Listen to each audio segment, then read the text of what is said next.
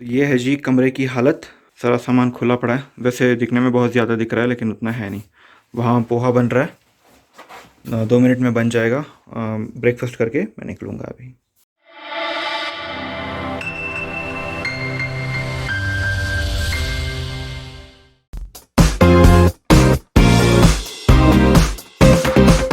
Hello नमस्ते आदाब and welcome back to my YouTube channel Bareet vlogs.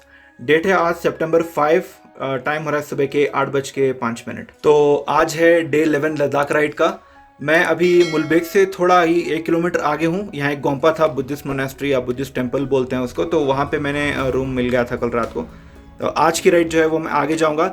ले यहाँ से आई थिंक 160 या 170 किलोमीटर्स हैं। तो ले जो है सबसे पहले मैं आज पहुँचूँगा। उसके बाद सारा जो सामान है वो मुझे रीअरेंज करना है। मुझे खुद सबसे पहले जो है अच्छे से क्लीन होकर तैयार होना है। पिछले 2 दिन से ऐसा मौका नहीं हो पाया कि मैं नहा सकूं। आज भी जो है यहाँ मैं रुका हूँ तो छोटा सा जो है ये 2 रूम का कमरा है, ऊपर भी दूसरे रूम्स हैं। तो प्रॉपर तरीके से जैसा मेरा अरेंजमेंट होता है वैसा है नहीं, कोई बात नहीं। तो रात को स्टे मिल गया था, वही बहुत बड़ी बात है। तो आगे बढ़ते हैं। आज रास्ते में 2 बड़े टॉप्स आएंगे, तो रास्ते में मैं उसके बारे में बात करता हूँ। अभी ब्रेकफास्ट करके फिर निकलता हूँ। तो ये हमारे लॉब सिंह जी हैं। समोरेरी इनके होटल का नाम है। मुलबेग से आई थिंक आधा किलोमीटर या 1 किलोमीटर आगे है ना, बराबर है ना। हाँ, तो कभी आएंगे तो यहाँ रुकिएगा। वैसे ये नई होटल भी बना रहे हैं, आप देखिए। रात में मैं दिखा नहीं पाया था आपको कि यहाँ का एंट्री और ओवरव्यू कैसा है। अभी आप देख लीजिए। टाइम हो रहा है सुबह के 9:40 और मैं अभी निकल रहा हूँ आगे। बाइक लोडेड है। उई तो सामने जो है ये गोम्पा है ऊपर। तो जी ये गोम्पा है, बुद्धिस्ट टेम्पल है। शू मैं उतार नहीं सकता तो उन्होंने बोला सर आप बाहर से देख लेना। यहाँ तक आई थिंक वहाँ नहीं। अच्छा सर आ सकते हैं ना। अच्छा थैंक यू। ओके। तो जी ये है बुद्धा का स्टैचू है ना ये। जी तो ये गोम्पा है। अंदर आई थिंक जाएंगे तो आपको थोड़ा बहुत अच्छा और लगेगा। पेंटिंग्स वगैरह में ये बहुत पुराना होगा ना। अच्छा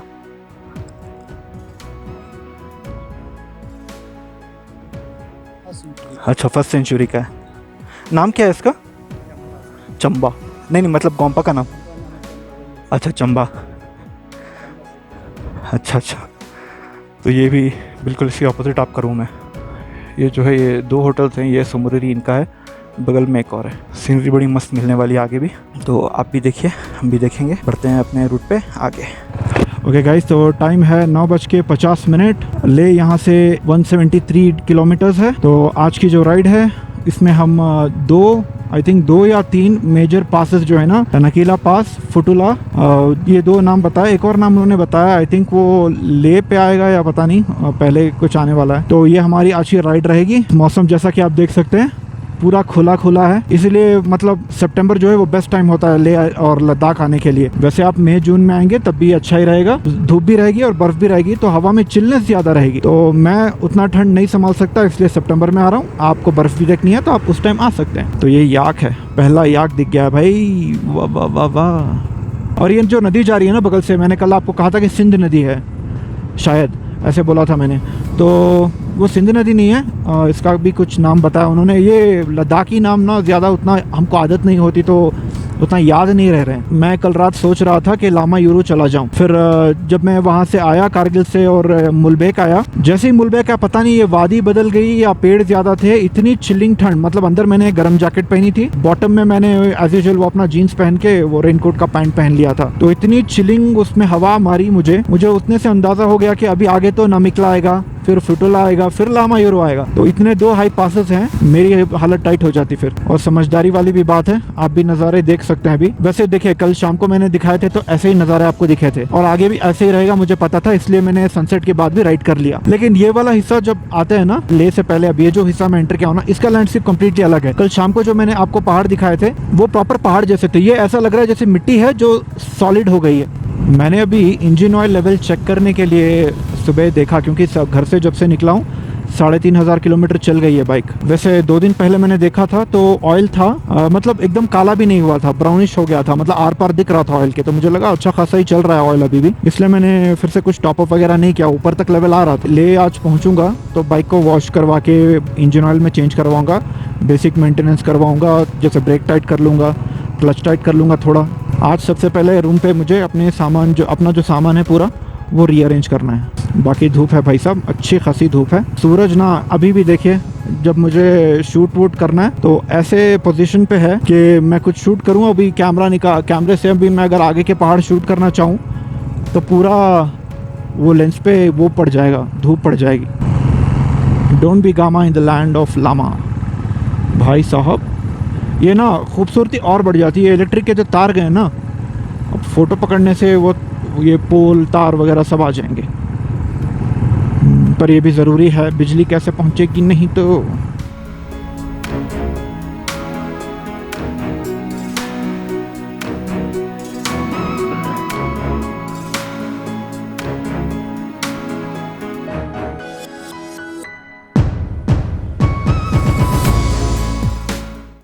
कितनी खूबसूरत वादियाँ हैं यार, ऐसा लगता है कोई पेंट कर दिया अच्छे से, या किसी ने वो मिट्टी से आर्ट बनाते हैं ना, सैंड आर्ट, वो लग रहा है कि किसी ने कर दिया।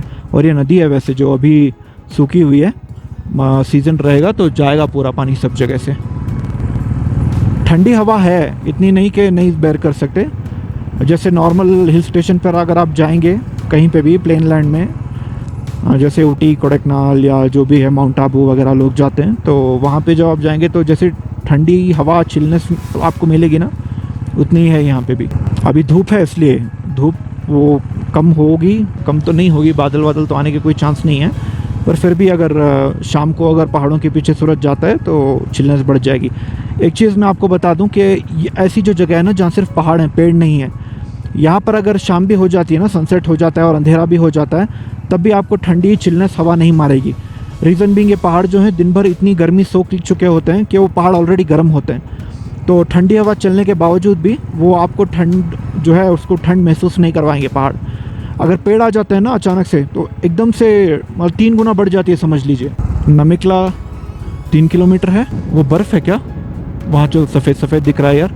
स्नो कैप्ड माउंटेन पहला दिख गया। चलिए देखते हैं, कोई नहीं, आगे और भी दिख जाएंगे। हमको तो हिमालय की चोटी भी दिखी जाएगी कहीं ना कहीं रास्ते में। नमिकला 3 किलोमीटर था, आई थिंक अभी 2 किलोमीटर हो गया है और चिलनेस जो है ना वो बढ़ गई है।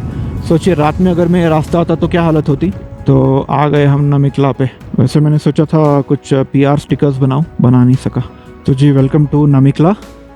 एल्टीट्यूड है 12,198 फीट। पहुंच गए अपने दूसरे पास पे। जोजिला पास के बाद ये पास आया है ले की तरफ जाते टाइम। चलिए थोड़े फ़ोटोज़ लेते हैं फिर निकलते हैं।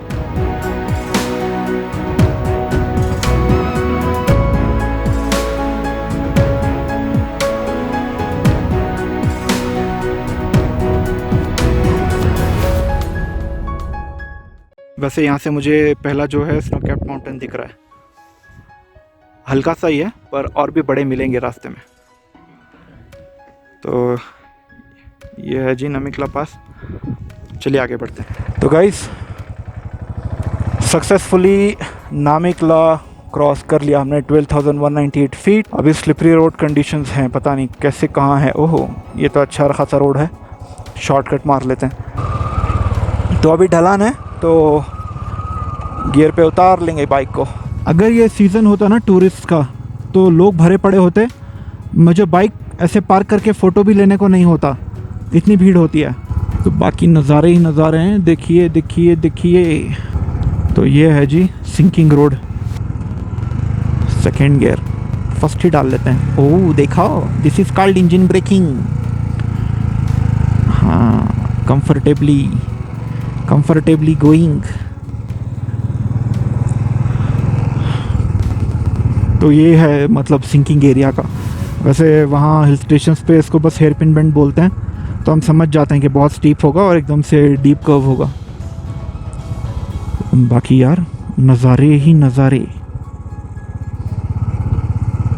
अब आएगा जी फटूला, एक और पास है जो 34 किलोमीटर्स पे।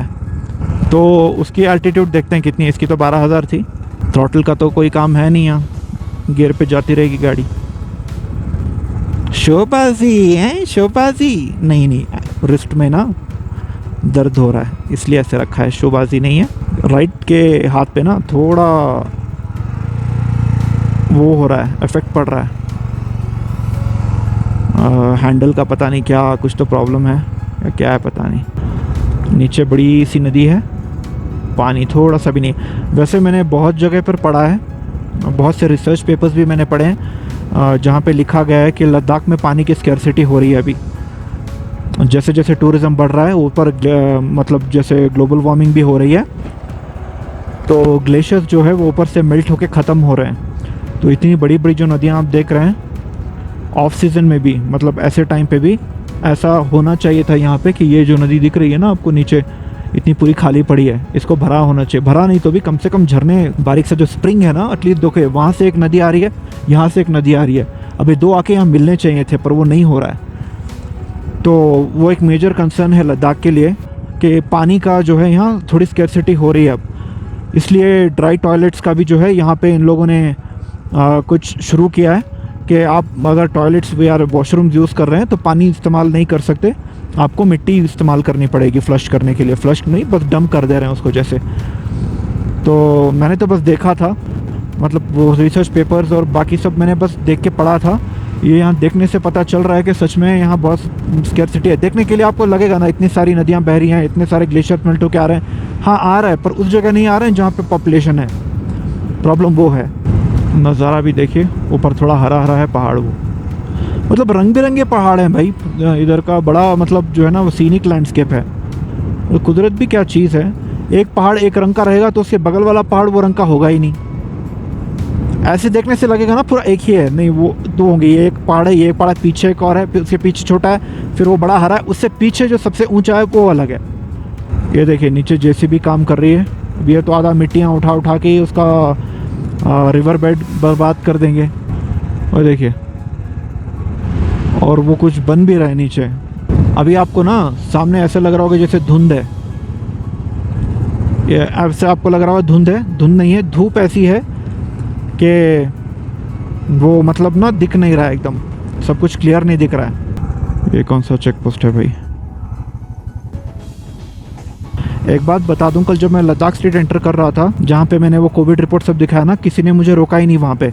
मतलब नॉर्मली कोई इंसान होता तो, अब कोई था नहीं वहाँ रोकने वाला तो सीधे चले जाते। तो इस इलाकों में जब भी आए ना, जब भी आपको कोई चेक पोस्ट दिखे जहाँ पर गाड़ियाँ खड़ी हैं या कोई बैठा है, ज़रूरी नहीं है कि आर्मी का ही हो, लोकल पुलिस का भी हो सकता है, तो एक बार ठहर के ना उनसे चेक कर लें कि कोई एंट्री वेंट्री करवानी है या कुछ ज़रूरत है आईडी दिखाने की, क्योंकि आगे आ जाते हैं तो प्रॉब्लम होगा। कल मुझे तो किसी ने रोका नहीं, पर मैं फिर भी रुका वहाँ पे, RT-PCR का रिपोर्ट दिखाया, सील लगवाया। थोड़ी दूर जब मैं तो वहाँ एक और चेक पोस्ट था, तो सपोज अगर मैं रुकता नहीं तो वो वहाँ पकड़ के फिर चेक करते। तो खुद से ही ठहर लो, समझदारी है। हाँ जी, तो अब दिख रही है हरियाली और नदी, छोटी सा झरना जा रहा है नदी का, सही है। ये पहाड़ देखिए, इसमें छोटे छोटे होल हैं, शायद पक्षी वगैरह रहते हों। यार कैंप का पूरा सेटअप मैं लेके आया, कहाँ कहाँ सोचा कि कैंप डालूंगा, जहाँ जहाँ पॉसिबिलिटी थी वहाँ सब कुछ ना कुछ गड़बड़ हो गया। बाकी वादियाँ ही वादियाँ हैं, पहाड़ ही पहाड़ हैं।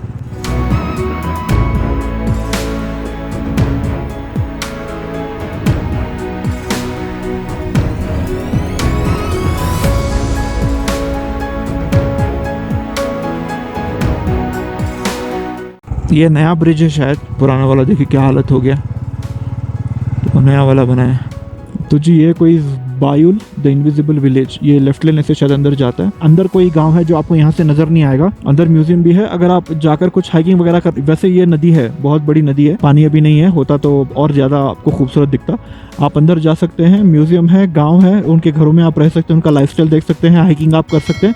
ऊपर दिख रहे हैं मिट्टी के घर, पता नहीं सब सेम रंग लग रहा है, पर ऊपर घर है मिट्टी के पत्थर के घर हैं। जो अब फटुला जो अभी पास आने वाला है, उससे 13 किलोमीटर पहले ये गांव पड़ता है। अगर आप आना चाहें तो आ सकते हैं। ऐसे ठंड के मौसम में हाइक करेंगे तो बॉडी हीट होती जाएगी ना, आपको ठंड महसूस नहीं होगी। इनविजिबल विलेज है, आप कभी आना चाहें तो आइए, यहाँ के लोकल्स को सपोर्ट कीजिए।